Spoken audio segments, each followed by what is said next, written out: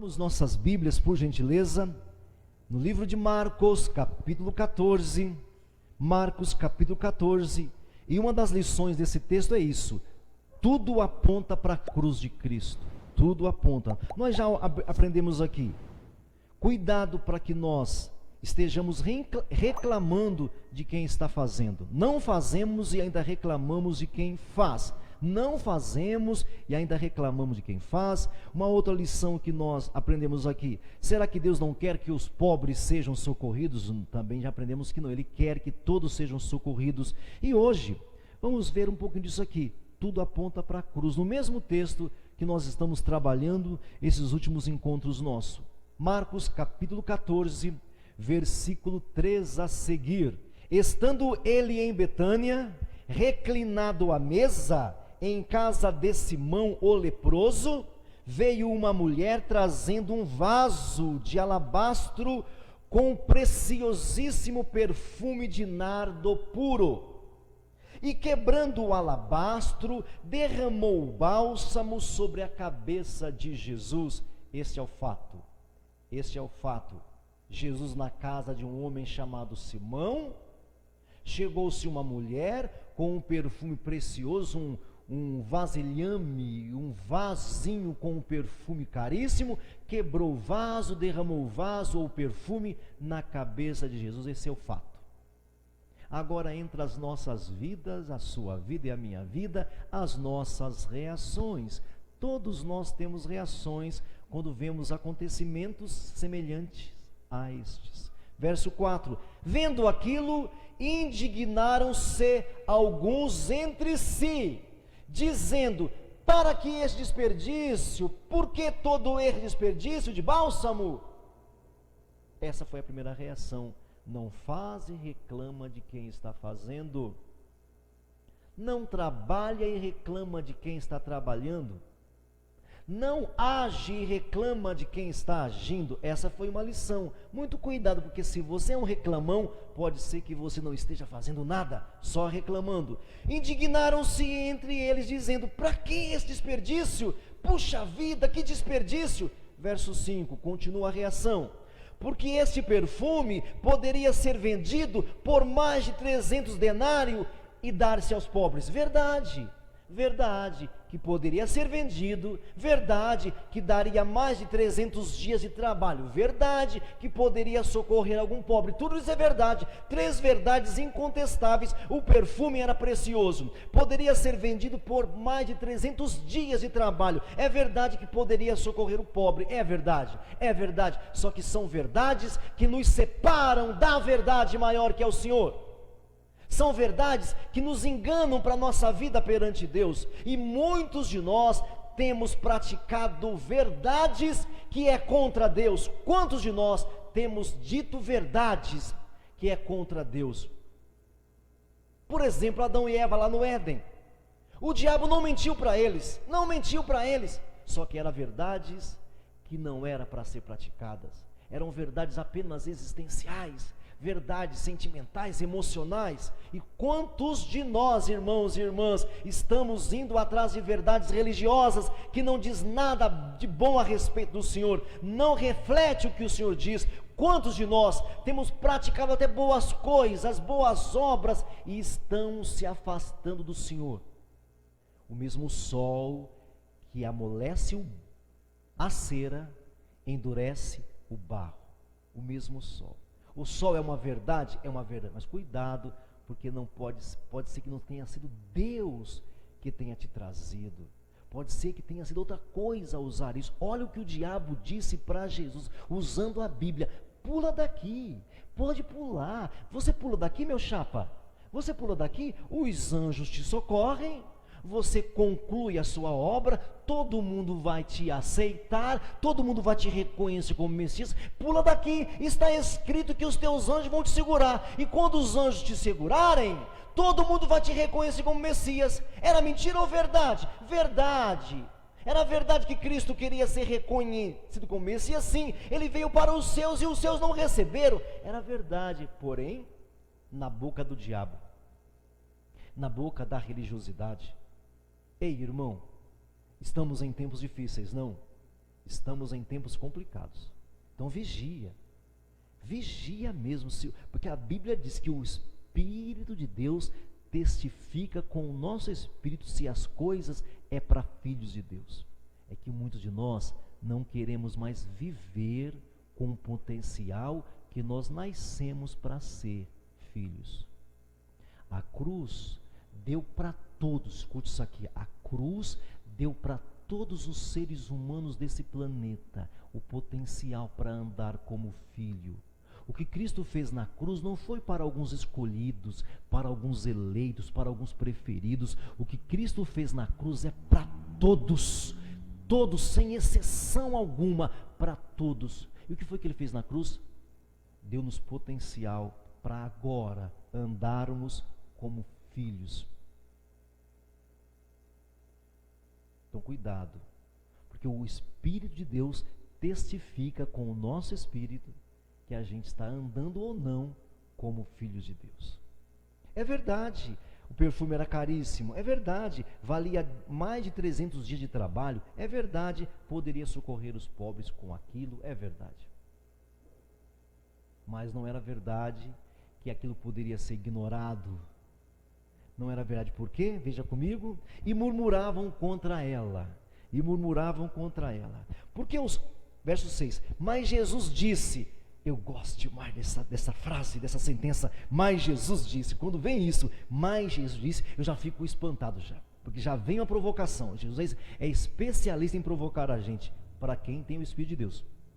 Mas Jesus disse, deixai-a, e o deixai é o imperativo, deixai-a, porque a molestais, porque a molestai, ela praticou uma boa ação para comigo, Os pobres sempre os tendes convosco, os pobres sempre vocês terão, quando o quiserdes podeis fazer-lhes bem, mas a mim nem sempre me tendes. Ela fez o que pôde, o que estava ao alcance dela, antecipou-se a ungir-me para a sepultura. Você acha que ela tinha essa consciência? Lógico que não. Ela não tinha essa consciência, ela não sabia disso, ela fez por inspiração. Mal sabia ela que aquilo que ela estava fazendo, estava preparando Cristo para a cruz, olha que coisa tremenda, e você hoje pode fazer o mesmo. Não é porque a cruz está 2000 anos atrás, que nós não possamos concorrer a favor da cruz. Tudo que a gente faz tem que apontar para a cruz. Os irmãos que cantaram e tocaram aqui agora, se for só para eles, vai acabar hoje, daqui a alguns minutinhos. Se eles tocaram, se eles cantaram só para eles, vai acabar. Agora, quando a gente faz de boa intenção, pode ter certeza, a cruz sempre estará em destaque. Essa mulher não tinha essa intenção, ela não acordou pela manhã falando assim, hoje eu vou preparar Jesus para morrer. Lógico que não, meu irmão. Ela tinha acabado de chorar um montão pela morte do irmão dela. Ela tinha acabado de chorar um montão. É lógico que ela não tinha consciência. Por isso, meu irmão, siga aquilo que o Espírito está te falando. Siga, porque sempre a cruz de Cristo vai se destacar. A cruz de Cristo sempre vai destacar. Gente, nem cruz havia ainda, e a cruz já era. Você lembra quando lá estava o profeta Elias ou Eliseu? Lá estavam eles, trabalhando para fazer uma igreja maior, um templo maior. E eles tinham pego um machado emprestado. Eles pegaram um machado emprestado e começaram a cortar madeira, e daqui a pouco o ferro escapou da madeira. O ferro escapou da madeira e caiu no riacho. E aí começaram a, meu Deus do céu, meu Deus, e agora era emprestado, o machado era emprestado. Chamaram o profeta. Vem cá, olha só, é agora que nós vamos fazer. Aí lá foi o profeta. Foi lá o profeta, corta uma madeira. Escute isso aqui, corta uma madeira. Nós estamos falando aqui do que?